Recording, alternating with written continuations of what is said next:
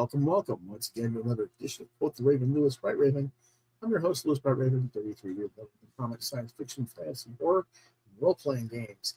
Joining me this week is 18-year veteran comics and animation co-host Chris Hall, who is now Saint Prick. Ho, ho, ho, ho, ho. Merry Christmas. Because it couldn't be Saint Crick. Right. Even though that's how his body actually feels is every time he walks. Tell me I'm wrong. Right. No, not at all. Not at all. Saint Crick. Yep. Alrighty. Well, normally John would be joining us, but he had other things going on. And, well, it was kind of an interesting day. I had to do a store appearance this weekend. And it's okay. Made a couple $100 for the day. And, had Elvira, Mistress of the Dark, in her Santa costume next to me. Woohoo! Can't go wrong with that. Yeah. The whole time I was thinking Chris is going to be so jealous. But, yeah, that was an interesting day, to be certain. And, of course, John was happy because we also had Stitch Elvis, who was also a guest at the event. So can't go wrong with Stitch Elvis. Yeah. So look at my blue suede shoes, man. Yeah. So anyway, usually we do Fridays, but because of the event, I had to postpone it for a day. And I think we both needed the day off anyway. So as crazy as this past week has been. Right. He's Sorry, trying I to can only hear you out of one ear. I'm just wondering what's going on. Aha. Hasn't straightened out yet. No, but at least I can hear you out of one ear, so. Oh dear. I hope something hasn't gone wrong with your speakers completely. Nah. I'll just get a new pair of headphones if it's so. All right. Anyway, so the topic is favorite, or at least a list of holiday films that we like a lot. I don't know if it's our ultimate favorites, but because I pretty know close. Yeah, I mean, Chris didn't mention any like classics or anything. I had to like pick up the pieces. Well, I don't necessarily like all the classics, so, Yeah, I like my modern classics. Yes. Well, we'll see what you come up with and what I come up with. And your first one is probably going to be a surprise to Chris. You probably slap his forehead and go, "Why didn't I think of this?" It is Black Christmas from 1974. Directed and produced by Bob Clark, written by Roy Moore, starring Olivia Hussey, Keira Delea, Margot Kidder, and John Saxon. Production companies Film Funding Limited, Vision 4, Canadian Film Development Corporation, and Famous Players. And we have been joined by the little one, the Midnight Monster. Just a minute. You want to come up here? Yeah. It's okay. Come on. Come on. Yeah. He needs help to get up. Not because he's like incapable of jumping, but the way he's been feeling lately, it's just not a thing here. But here he is. Here's the Midnight Monster. The Midnight Monster. Anyway, distributed by Ambassador Film Distributors in Canada and Warner Brothers internationally. Release date October 11th, 1974. Why do they always release Christmas movies, or Christmas-themed movies in October? Well, it is a horror movie, so, Yeah, I guess. Run time of 1 hour and 38 minutes. What it's about. The story follows a group of sorority sisters who receive threatening phone calls and are eventually stalked and murdered by a killer during Christmas season. It's inspired by the urban legend The Babysitter and the Man Upstairs, I'm sure you guys have heard that. But it was also based on actual events where some college women were actually murdered, and unfortunately, and so it was a combination of the myth, urban myth, and actual events. Um, I gave this a 5-star rating because it's one of the classic horror films of the 70s. Uh, Actually set up the genre. There wouldn't be a Scream series without Black Christmas, I don't think. Well, yeah, there wouldn't be a Silent Night, Deadly Night. There wouldn't be any of the multitude of Christmas themed horror films. So, Yeah. Well, not just that. I mean, the whole, babysitter the man upstairs thing. I mean, a lot of the teen slasher stuff came out of this film in the 70s. So yeah. If you're not familiar, the babysitter and the man upstairs is basically, the babysitter. The kids are upstairs asleep, and the babysitter keeps getting phone calls, threatening phone calls. And long story short, she ends up calling the police. They trace the call, and they're like, "You need to get out of the house and get the kids now because the phone call is coming from upstairs inside the house." And then she looks up, and then there's the man coming out of the kids' room. Yep. With either an axe or some sort of weapon. Or the kids. So that's the classic. Yeah. But anyway, yeah. So I'm surprised you didn't pick that. I didn't even think about it. That's what I figured. It just escaped your mind. It did. It's been a long time since I've seen it. Yeah. So I figured I had to save some face for you and mention it at least. And would you agree that's a 5-star film? A worthy mention, yes, absolutely. So, okay. All right, our next one. If I can get to do that. All right, there we go. There you go, Chris. All right, this is mine. Dear Santa 2024, directed by Bobby Farrelly, screenplay by Ricky Blitt, Peter Farrelly, story by Ricky Blitt, Peter Farrelly, and Dan Ewan, produced by Bob Farrelly and Peter Farrelly, Jack Black and Jeremy Kramer, starring Jack Black, Keegan-Michael Key, Robert Timothy Smith, Brian Howie Hayes, MacArthur, Post Malone, and PJ Byrne. Production company was Conundrum Entertainment, Farrelly Brothers, and Claymation Films, distributed by Paramount, release date November 25th, 2024, with a running time of 1 hour and 47 minutes. So, what it's about. Liam Turner is a dyslexic, meek, but polite 6th grader whose parents, Bill and Molly, are having marital problems following the recent death of his brother, Spencer, and their move to another town.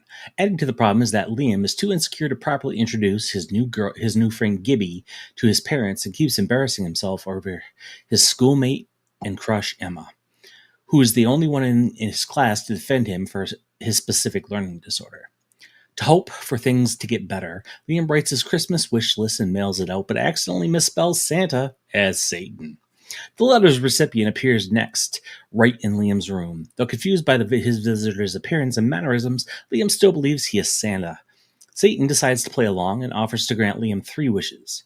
Liam offhandedly wishes that Emma would give him a chance, so Satan appears to him the next day in school and encourages him to approach Emma. Despite his awkwardness, Liam succeeds in getting a date with her at a Post Malone concert for which Satan provides tickets. Liam eventually uses his last wish to keep his parents together. Satan agrees, but declares that he will not take Liam's soul until he has died naturally. With the deal closed and believing his soul is lost, Liam begins to talk back to his everyday tormentors, alienating Emma. Unknown to Liam, Satan is actually Asmodeus, a low-ranking half-demon posing as his boss, who has failed his trial to become a full demon by granting at least one unselfish wish. He has nullified the deal for Liam's soul. The real Satan, Lucifer, banishes Asmodeus from hell and gives him 1 hour to say his goodbyes. Asmodeus visits Liam and tells him about the deal's cancellation, and Liam figures out that he is not the real Satan. Before leaving, Asmodeus confesses how much he has come to like him and explains that the 3rd wish was negated because Bill and Molly made up on their own. So he uses the contents of Liam's original letter to fulfill a third and final wish, not wanting to use his powers to help others, as Modius takes the form of an angelic dove and flies away. I give this one a 4 out of 4. I thought this was a fantastic movie. You get a 4 out of 5. I have 4 out of 5. Sorry, yeah. Yeah, I really enjoyed this movie. Did you happen to see it? Nope. Okay. Haven't seen it yet. Yeah, it's just one of those great, kid-based feel-good movies. Jack Black shines as always. He's just a blast to watch. And Post Malone is, even if you don't like Post Malone or really know who he is, he's fantastic in this film too. So, he's actually a pretty decent actor. Okay, cool. Yeah, I was kind of like, why do they need to put Post Malone in this movie? It does fit in. He does fit in well. So, yeah. Well, I'm sure he does because him and Jack Black are friends, and they're gonna make it work. Right. But I'm just saying, no, not who I would have sent the kid to, but whatever. It's just a movie. Post Malone is actually a really solid dude. He's a good guy. Mm-hmm. So yeah, loves kids and just a really, really good guy. So yeah, I'm not saying he's not. I'm just saying that it's not. He's just not someone I would think of as a performer. Very true. Yeah, but we're 50-year-old crotchety old bastards anyway. So exactly. So it's like, yeah, there you go. So it is what it is. Alrighty. Our next film is another one for Chris. It's actually not a film. It's actually a 2-part movie on television movie, and that is The Hogfather. The Hogfather. My mind was blown the first time I watched this. This is created by Terry Pratchett, of course, written by Terry Pratchett and Vadim Jean, based on Hogfather by Terry Pratchett, directed by Vadim Jean, starring David Jason, Mark Warren, Michelle Dockery, Joss Ackland, Ian Richardson voices, narrated by Ian Richardson, executive producer Rod Brown and Ian Sharples, running time of about 3 hours and 9 minutes. So what it's about, the series closely follows the plot of the novel in which the Hogfather, the Discworld equivalent of Father Christmas, has gone missing and Death is forced to take his place, while Death's granddaughter Susan attempts to find out what has happened. Yes. I give this one an absolute 5 out of 5. This is, if you haven't seen this, go watch it. It is fantastic. Yeah. Michelle Dockery does an excellent job in the film. Yeah. Death is hilarious. Death is, as Father Christmas is just hilarious. Yeah. Even if you don't care for British humor and don't always get it, this is worth the watch. I think it's a little long in the tooth, a 3-hour watch, but you just broke it up into 2 nights or 2 separate. Exactly. Things.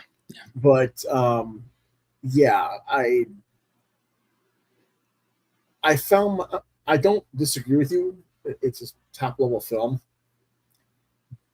I just think it was a little bit much for me as a full sit down 3-hour watch. That's fair enough. Yeah. But this is actually how I discovered Terry Pratchett. I knew nothing about Discworld or Terry Pratchett. Oh, okay. Well, this was my introduction to Discworld. Okay. Well, then that must have been an interesting thing because you see this, and how did you feel about the rest of it now that you've read it? Or what do you mean the rest of it? The Discworlds, the novels. Oh, I haven't really read them, but like I said, this is a fantastic film. And if I ever get a chance to sit down and actually read a book,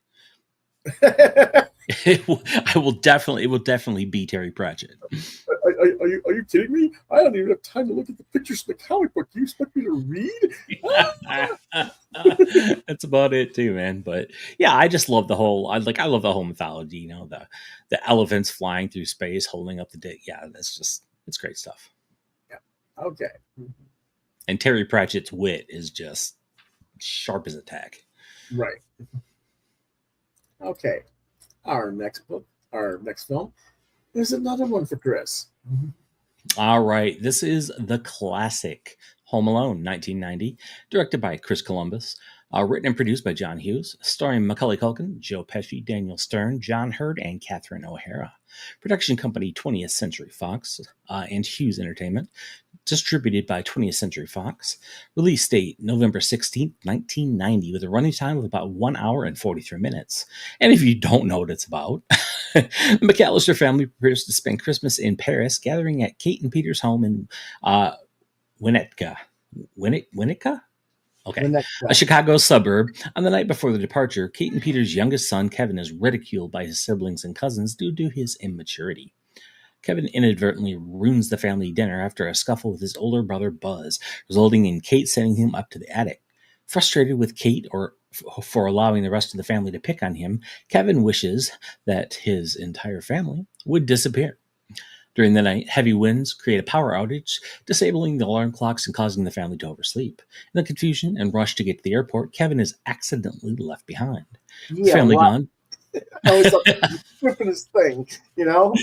Yeah, I mean, come on. Like, it's a weak plot point, but it serves. So, with the family gone, two burglars attempt to break in while Kevin mischievously fends them off with his imagination and wit, first tricking them into thinking the entire family is there, and once they realize he is the only one there, booby trapping the entire house. This is absolutely a 5 out of 5.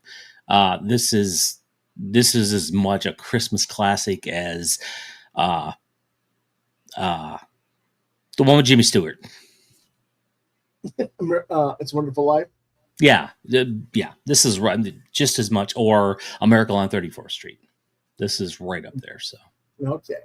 I gotta be honest with you. I've never liked this film because of the plot point being so weak. I was just like, no, that's not gonna happen.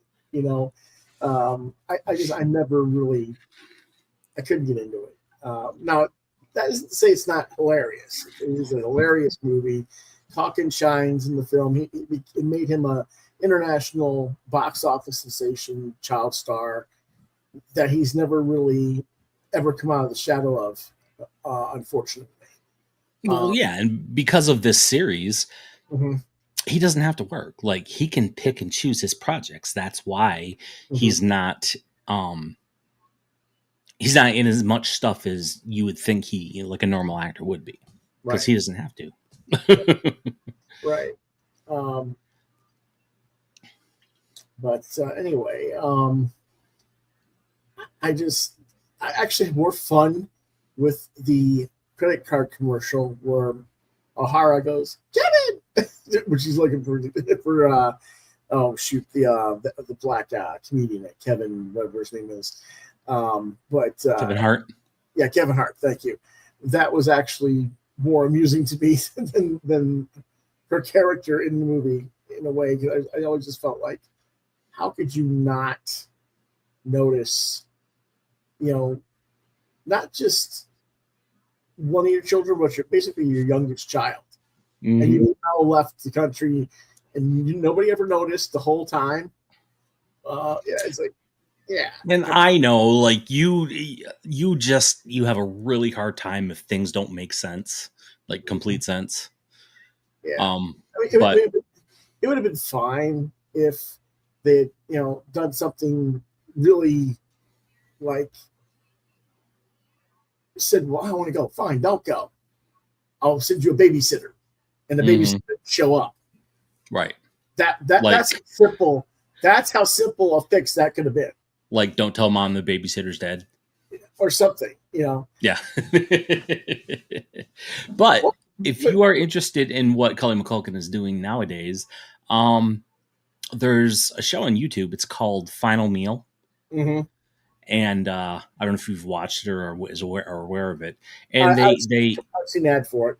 Yeah, they get actors and personalities on there, and they go through their thoughts on death and philosophy and existential stuff, and they eat what the celebrity picks as what would be their last meal. It's usually a 3 or 4 course meal. Fascinating show, and he's the latest guest on there. Yeah. Okay. So anyway, I wouldn't give it a 5, but I'd probably give it a 4, 4.5. Okay. All right. Now, speaking of the real classics, shall we say, Miracle on 34th Street from 1947, directed and screenplay by Joe Seaton, shown by Valentine Davies, produced by William Perlberg, starring Maureen O'Hara, John Payne, Edmund Gwenn, Gene Lockhart, the very young Natalie Wood,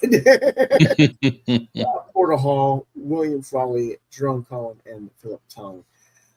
Distributed by 20th Century Fox. Release date June 11th, 1947. Yes, let's talk about Santa in the summertime. Anyway, running time of an hour and 36 minutes. Well, it's about on the morning of the Macy's Thanksgiving Day Parade. The man playing Santa Claus is drunk. An old man named Chris Kringle indignantly complains to event director Doris Walker and Doris persuades Chris to play Santa in the parade. Being a success, Chris is subsequently hired to play Santa at Macy's New York City store on 34th Street. Chris is a success there as well, but because Doris doesn't want her daughter Susan to believe in fairy tales, she tells Chris to explain that Santa is real. Of course, Chris does exactly the opposite because he is Santa. And this leads Doris to get a psychologist to declare Chris mentally ill, and leads them to proving his sanity and his identity in court. And the whole family dynamic of her and her daughter, played by Natalie Wood, and Edmund Gwenn, everybody in the whole film just really, it's very interesting. If you've watched another classic film, and I'm trying to think of the name, To Kill a Mockingbird, they have a parallel in the system of the way that the court drama unfolds. And I just loved how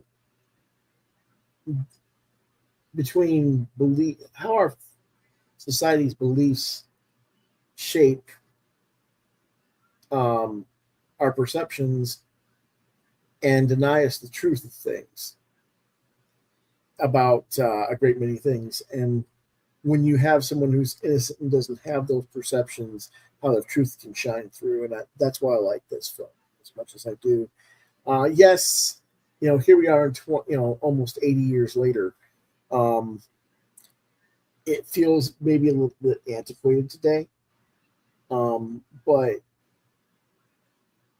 I don't know how they would do a modernized version for it. And without people thinking it was cheesy. Well, it would involve something about Chris Kringle being on social media and gonna get canceled because people don't believe he's actually Santa Claus. So it would be something like that. Yeah, something like that. Yeah, but it's interesting. But it's crazy. Well, it is an absolute spotlight and pinnacle of that era. Yes.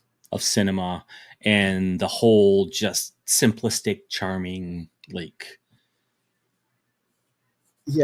fairy tale view of things, so. Yeah. Well, not just that. I mean,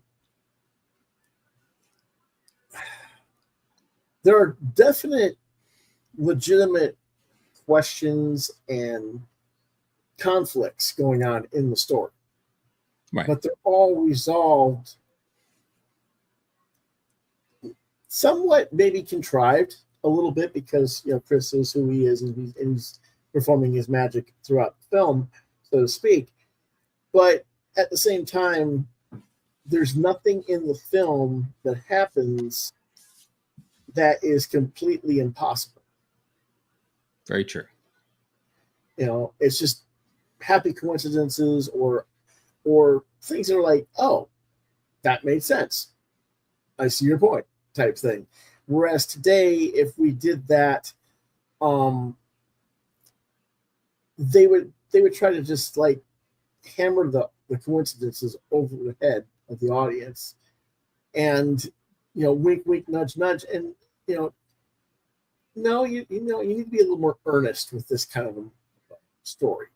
And back then, maybe because we just lived a simpler time in the 40s, people were more accepting of that. Whereas today, I think society's just a little bit too jaded, perhaps.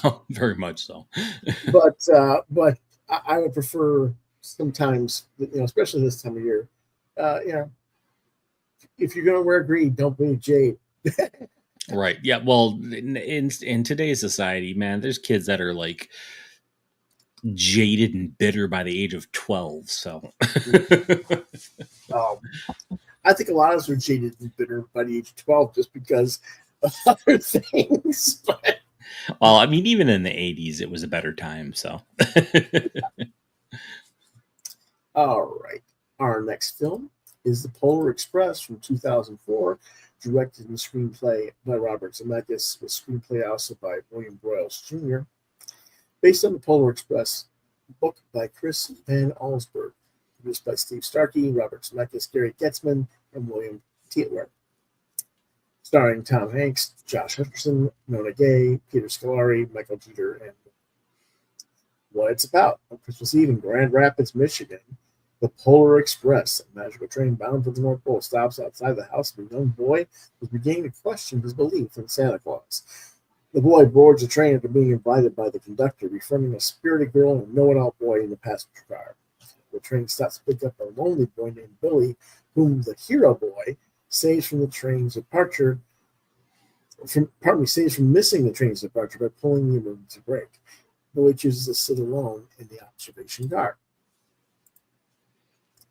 The four kids end up semi-befriending each other as the train makes its way to the North Pole to meet Santa, and they get specific presents from him, each experiencing life-changing events along the way, with the hero boy finding his faith in humanity and in his Christmas as his gift. I give it 5 out of 5. I know that some people don't like this film because it's CGI. It's one of the earliest CGI animated type films, and it's all AI. well, this film famously suffers from the early CG animation, the dead eye. It famously suffers from that, so it creeps a lot of people out. Yeah, and they can't look past that to see the story. yeah. I don't know. I'm kind of like that animation's still better than a lot of the AI animation we get today. That's true, and it wasn't AI. It wasn't called AI back then. It was just 3D animation. Right. Well, that's the difference. See, it wasn't AI back then, and it was 3D animation, and there was a lot of heart and mind and will put into those things by hundreds of people making those things. And now, you'll hear people, well, you just use a computer, you can do it. Well, no, you can look at today's AI stuff, it still doesn't match that. Right. And I think if I remember correctly, a lot of that was mocap, motion capture. So, yeah, a lot of it was mocap. Yeah. And there's some really hilarious scenes, like Steven Tyler's one of the elves from Aerosmith, and he's out there as a head elf, and they have a huge party, and he starts singing. And if you didn't know it was Steven Tyler before, you did when he started singing. Right, exactly. Yeah. But that was a fun. It's a fun movie, and I consider it a modern classic. But a lot of people just can't get around that computer animation. And I don't know if it's just because of the era, it was just before its time or whatever, but I think it's softened and overlooked one. Absolutely. Okay. Now, we already had Black Christmas, but you got to have your horror films for Christmas. You just have to. I'm a big fan of Christmas horror, so. Yeah. So, I mean, it is what his thing is, and you knew when we did this that this would be like full of those. So right, Santa's Sleigh 2005. This is one of those movies that just really, really good fun movie that just flew under everybody's radar. Like starring Bill Goldberg, written and directed by David Steinman, produced by Sammy Lee, Brett Ratner, Doug Steeden. starring Bill Goldberg, Douglas Smith, Emily DeRaven, Robert Culp, Saul Rubinek, Dave Thomas, Rebecca Gayhart, Chris Kattan, and Fran Drescher. Our production company was VIP Miedenfans 1, distributed by Media 8 Entertainment. The release date was December 20th, 2005, with a running time of 1 hour and 18 minutes. What it's about. Bill Goldberg stars as a demonic version of Santa, who was originally a demon who was defeated by an angel and forced to be the merry elfin marvel who gives presents as a 1,000-year penance. But once 1,000 years are up, and now Satan Claus is back with a vengeance, who can stop the merry murderer? I gave this a 4 out of 4. Like I said, really, really fun movie. If you're a fan of slashers horror, it's just got a lot of hilarious moments in it. Bill Goldberg just chews up the scenery. It's fantastic. Yeah, I mean, what's that? Here's the thing: while Goldberg does chew up the scenery and really ham it up, which is really kind of a different thing for him. We're so used to him being a no nonsense person that his character portrays in the professional wrestling and even some of the other television work he's done. The whole cast is actually understatedly stellar because everybody on this cast is a top-notch performer. Mm-hmm. Absolutely. And a lot of these people, like Saul Rubinek, I mean, very underrated. But if you know who he is, he was in Warehouse 13. The TV series as I can't remember the character's name right now, but Artie, that's what his name was. Everything I see him in, he just does brilliant work. And yes, I mean, Chris Kattan can be annoying, but he knows how to perform. He does, yeah. Yeah, and Fran Drescher, I mean, yes, the nasal whining, yeah. But as far as her performance and how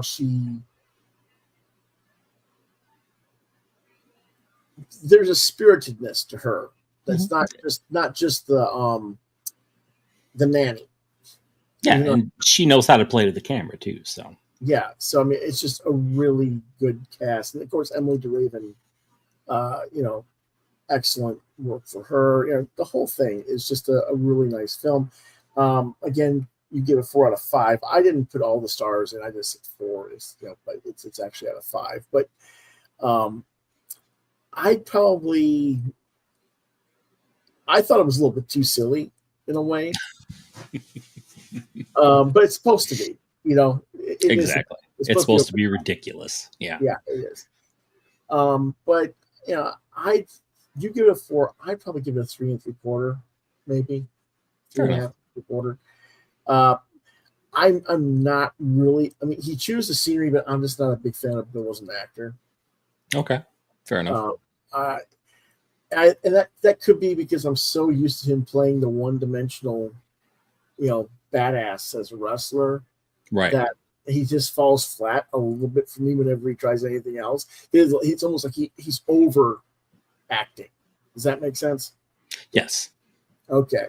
So yeah, but yeah, it's if you're looking for a quick, black humor type, dark humor type stuff, this is a good film for you.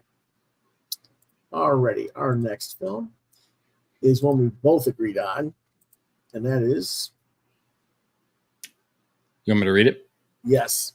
Okay, this is Scrooged, 1988, directed by Richard Donner, written by Mitch Glazer and Michael Donahue, based on A Christmas Carol by Charles Dickens, produced by Richard Donner and Art Linson, starring Bill Murray, Karen Allen, John Forsythe, Bob Goldthwait, Carol Kane, Robert Mitchum, Michael J. Pollard, Alfre Woodard. Production company is Paramount Pictures, Mirage Productions, distributed by Paramount Pictures. Release date is November 23rd, 1988, the running time of 1 hour and 40 minutes. That is one hell of a poster. Yes, it is. Yeah, I mean, I don't know how they kind of got that expression out of Bill.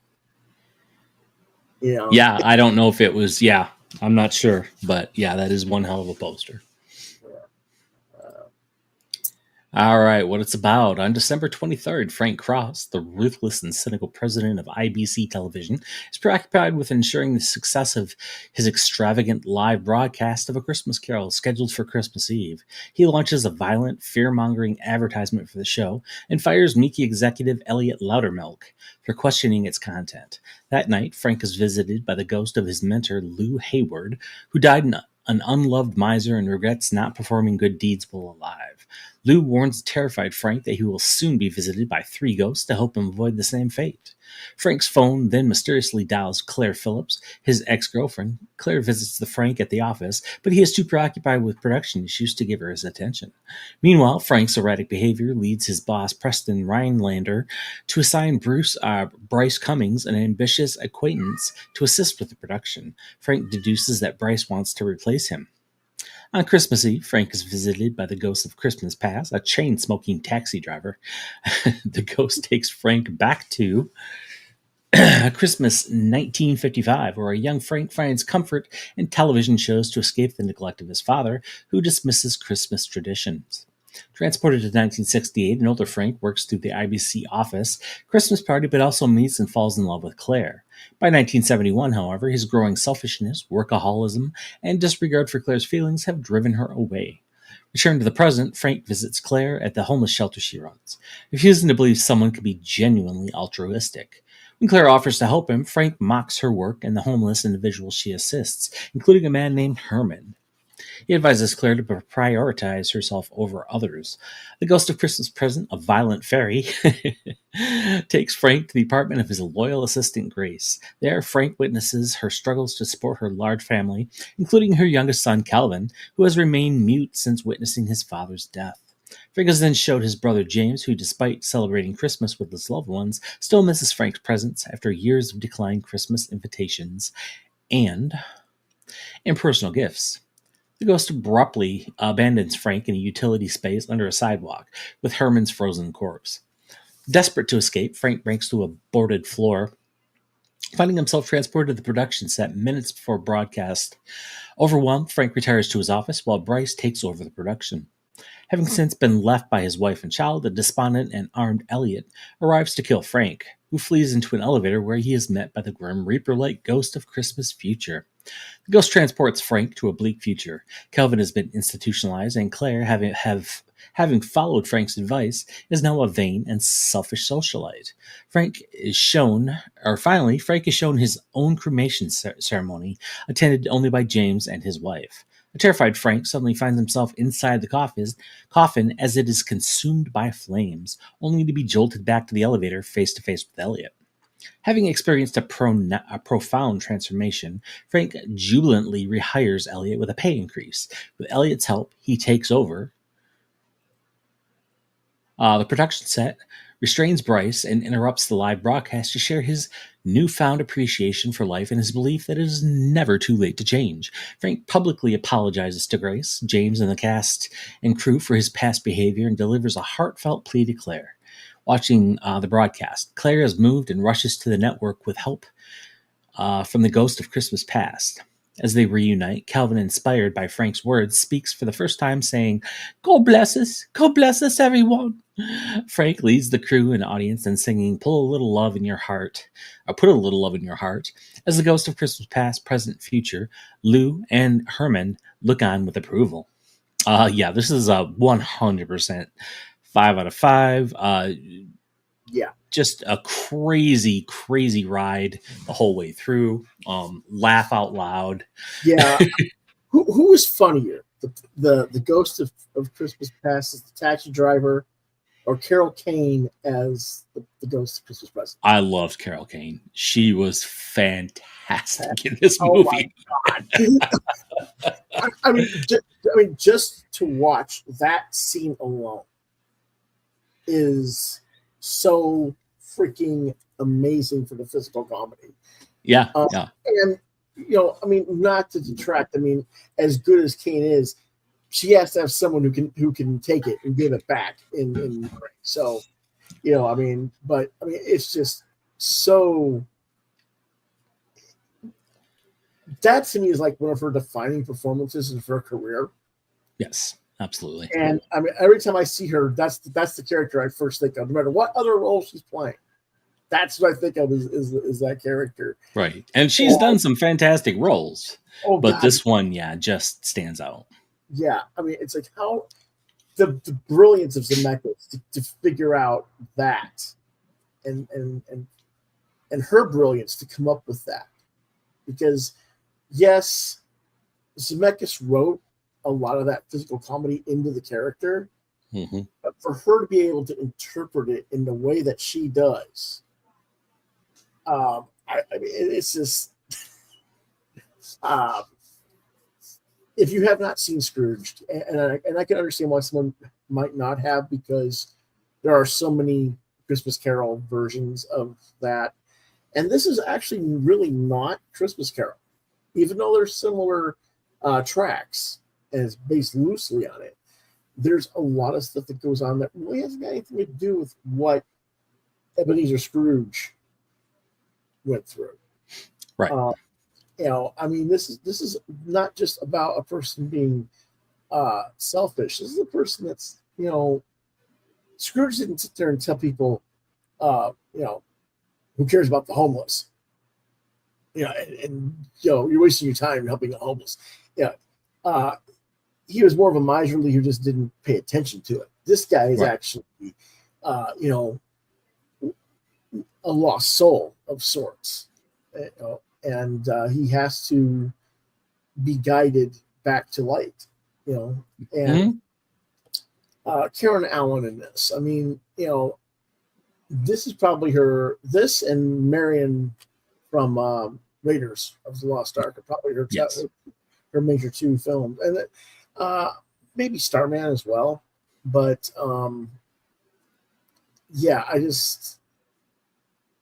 this was one of those type of films that it's like when Bill Murray could not do wrong in the 80s. Right.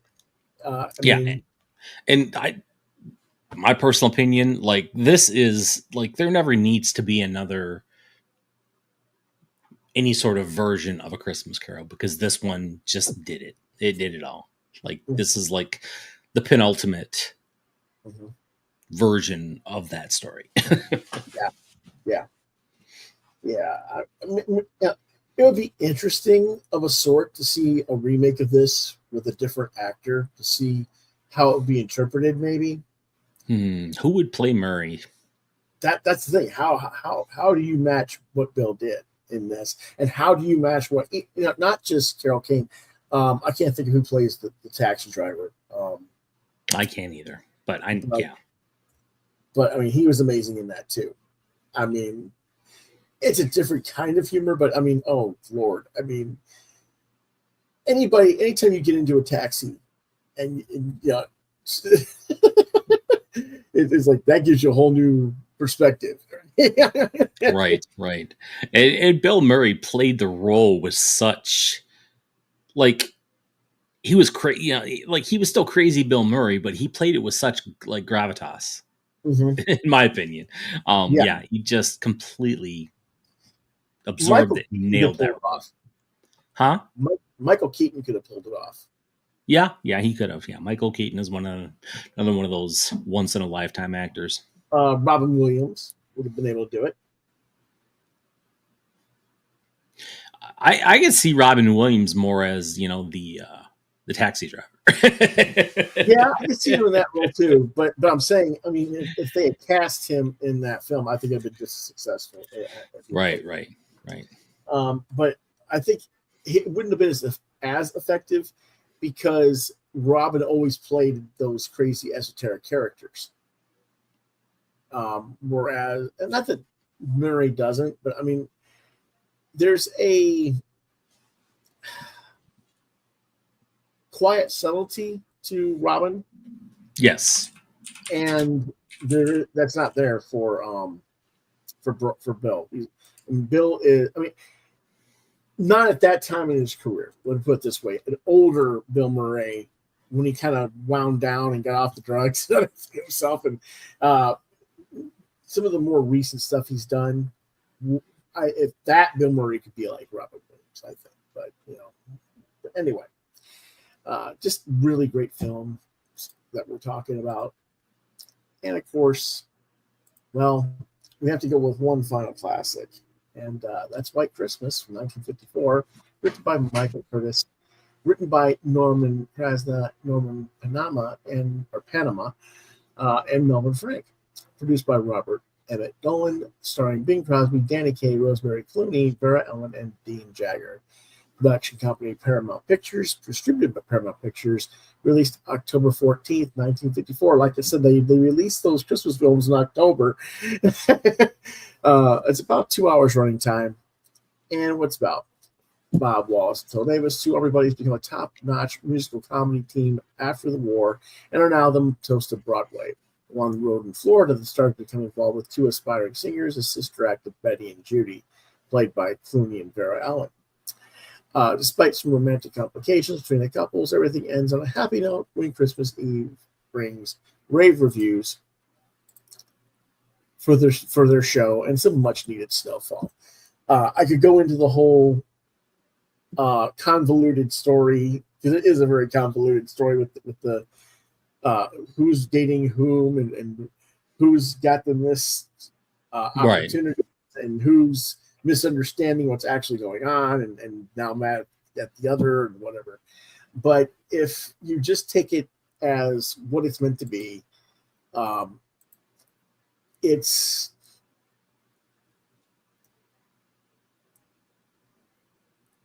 today they would overplay a lot of the miscommunications and anger with each other and make it just so angry that I don't think it would work. Right. But in 54, yes, you have the anger, but then that explosion of anger is presented. It's done split seconds. And then the story moves on. In today's films, they would linger on that and just overkill it, I think. And so I prefer something like this be presented more in the classical, older style rather than contemporary, because contemporary actors and contemporary directors, they tend to just want to overshadow a lot of the negativity in things. Right. And that's not the point of this film. This film is that, despite the trials and tribulations, the misunderstandings that people have between each other, both love and the holiday spirit conquers all. So, yes, it's a sentimental pick. I kind of picked it because I figured if John was here, John would have picked it. But I felt like we were picking way too many modern stuff. I'm like, we have to have a few of the classics. And of course, these films are not the only films out there. There are so many wonderful Christmas films. I mean, we could even just do Hallmark films and come up with some good films. Probably, yeah. And, let's not forget the number one Christmas movie of all time, Die Hard.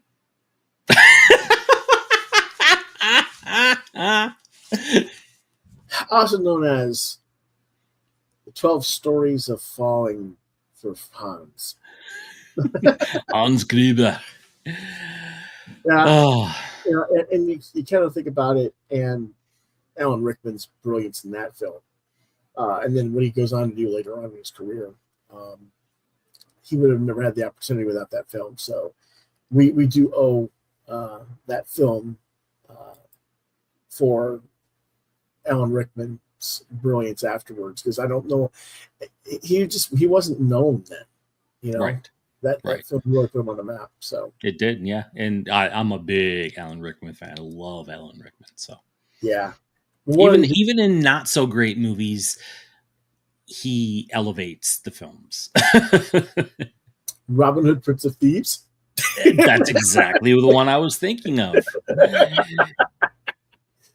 And the thing is, cut out his heart with a spade. Why a spade, my lord? Because it's dull, you twit. It'll hurt more. Yes. Yeah. But oh, and then of course when he takes the shot, you know what I'm talking about, right? I mean, that was just wow. But yeah, yeah, it's.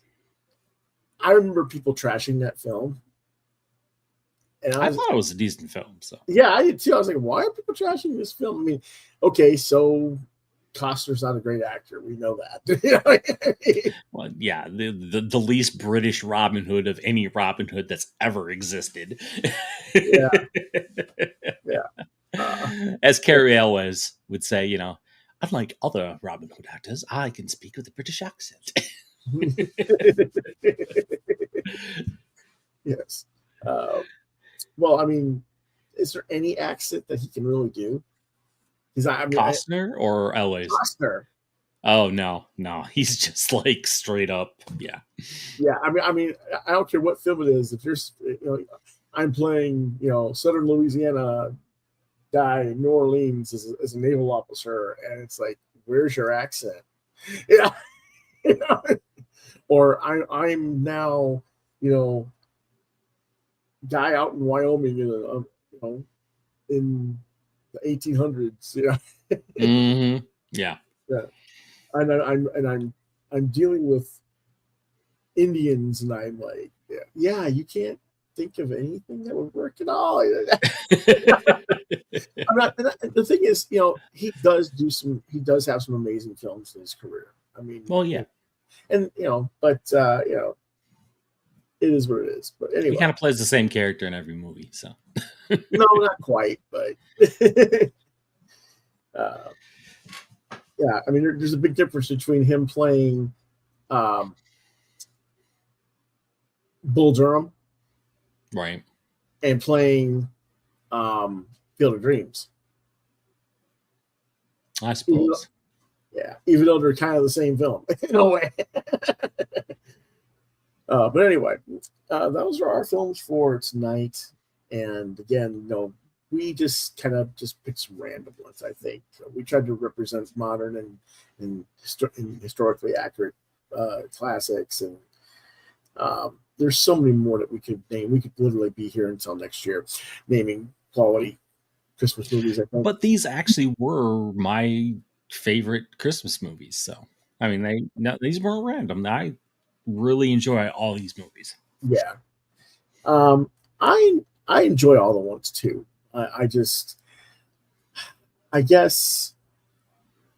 it's hard to pick on a whole thing, and you just think, oh, what about this one? What about that one? What about this one? Yeah, there's a lot of ones. Like I said, I could name Hallmark ones and just go off on Hallmark alone. There's just right, yeah. And I know people think, well, that's cheesy. No, it really isn't.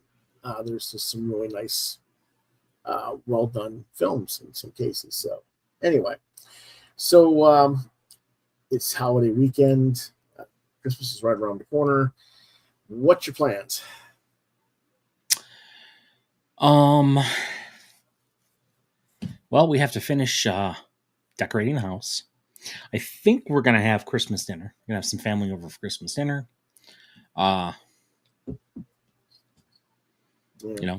Angie's gonna go see the grandkids and everything for their Christmas. So, and did you get your Christmas package yet?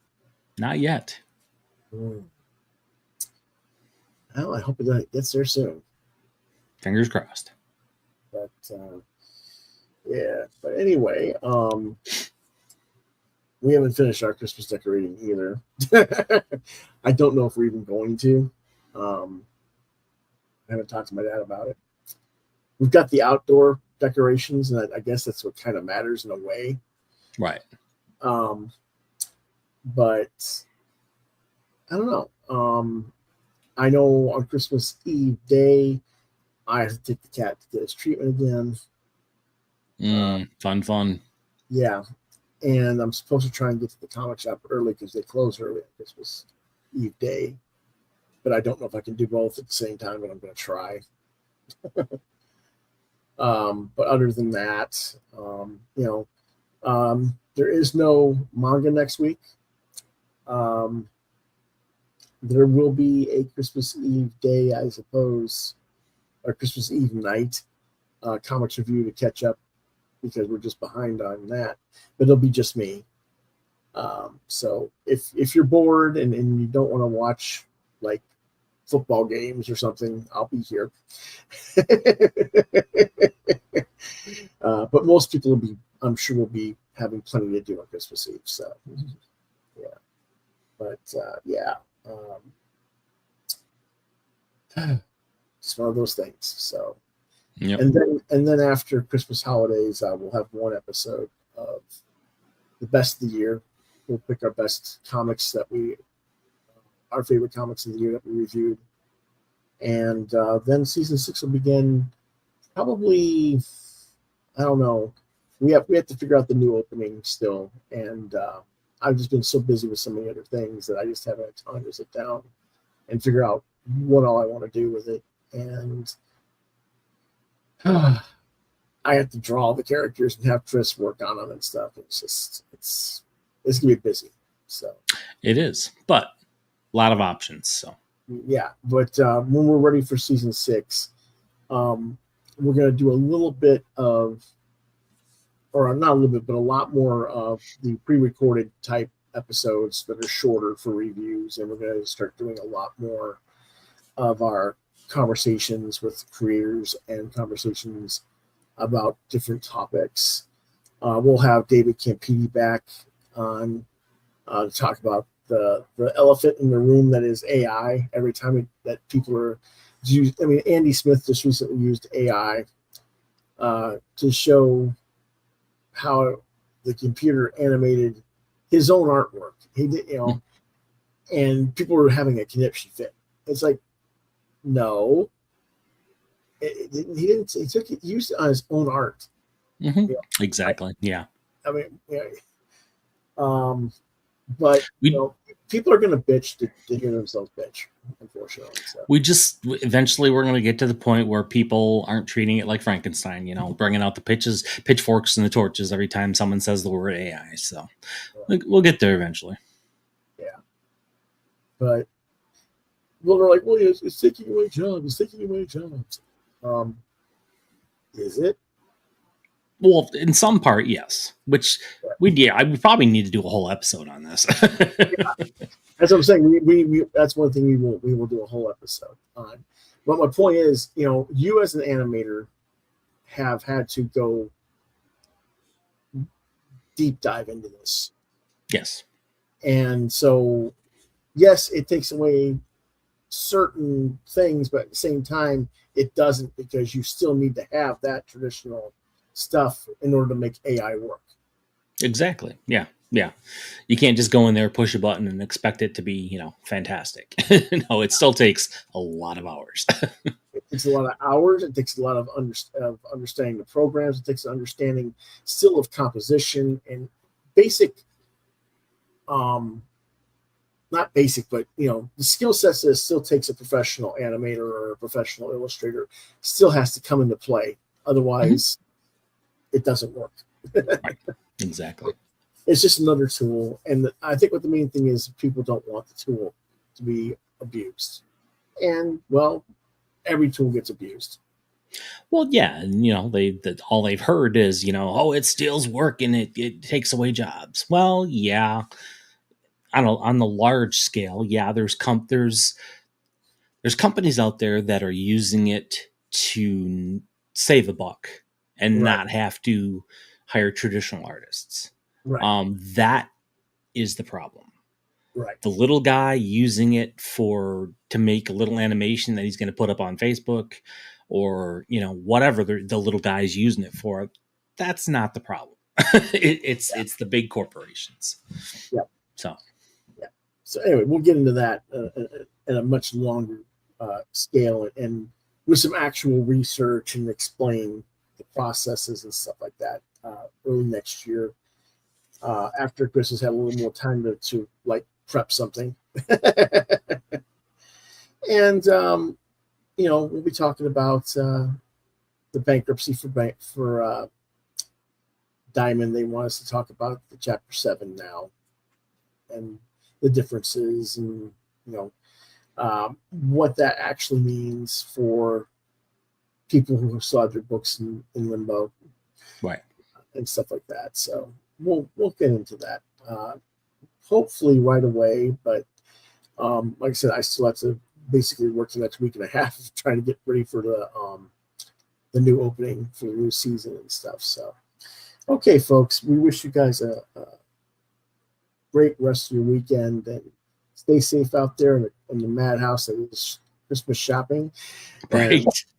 and traffic and all the other nonsense of going places. And we'll see you guys on Christmas Eve for my reviews for the week, and then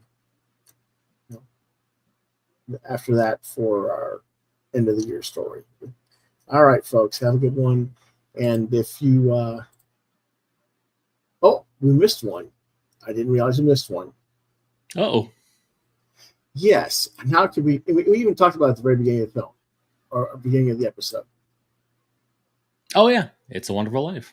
By Jimmy Stewart. Yeah. It's a Wonderful Life, 1946, directed by Frank Capra, screenplay by Francis Goodrich and Albert Hackett. Frank Capra, additional scenes with Joe Swirling, based on The Greatest Gift by Philip Van Doren Stern, produced by Frank Capra, starring James Stewart, Donna Reed, Lionel Barrymore, Thomas Mitchell, Henry Travers, Balua Bondi, Ward Bond, Frank Phelan, and Gloria Graham. Production company is Liberty Films, distributed by RKO Radio Pictures. Release date December 20th, 1946, with a running time of 2 hours and 11 minutes. How did I miss it?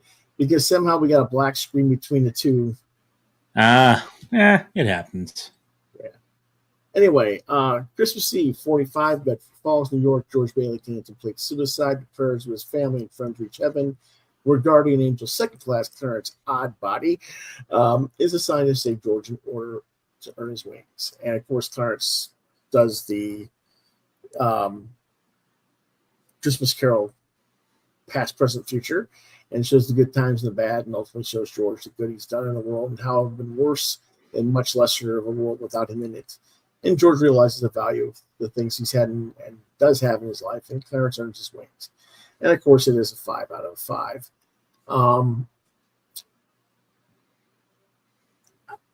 Again, it's maybe it's a little bit too saccharine sweet for today's audiences. It's not. Yeah, but it's one of those movies you're going to find on Christmas Eve and Christmas playing like on every channel. Yep. And but no, I'm sorry. It's a great movie. So, yeah. But anyway, sorry about that. I should realize there was another one in there, because why wouldn't we mention that? I guess I figured in my brain we already talked about it because we talked about it. Right. Anyway, yeah. So anyway, if you get that extra on the end there. So contact us at LewisBright.BrightRaven at Facebook, or at the Twitter monster Muskrat channel at LewisBrightRaven2. You can see more of my artwork at deviantart.com/BrightRaven. You'll see a lot more of it coming up. I'm going to start changing a lot of the artwork that's on that site and putting more modern stuff of my work up. And Chris is at deviantart.com/fatboy73 if you want to check out his art. You can reach us at, of course, you can watch Quoth the Raven, Lewis Bright Raven, exclusively on YouTube. Why exclusively on YouTube? Because I'm a dummy and I don't know how to get the stuff on other channels, okay? Anyway, Quoth the Raven, LBR72@gmail.com is the place to reach out to me. And if you can't reach me there, try Lewis Bright Raven at yahoo.com. And if you don't want to talk to me, you want to talk to Chris, it's ghthrowingstones@gmail.com. And someday soon he'll be throwing stones with David Campidi, but it'll probably be sometime next year. Probably. Damn you, technology. Damn you. Hey, I'm just being honest. I have a hard enough time just getting it on this station, right? Right. Yeah, but anyway. Between the U-books and the Twitterverse and all the other stuff out there, I just can't make straight of it. Yeah, that's about it. And I'm not the only one, because you're doing it for Dave. If Dave if Dave was running his channel, there wouldn't be a channel. Exactly. So I mean, I am not alone in this. But anyway, you guys have a wonderful holiday season and stay safe out there. And we'll see you next time. Quoth the Raven. Nevermore.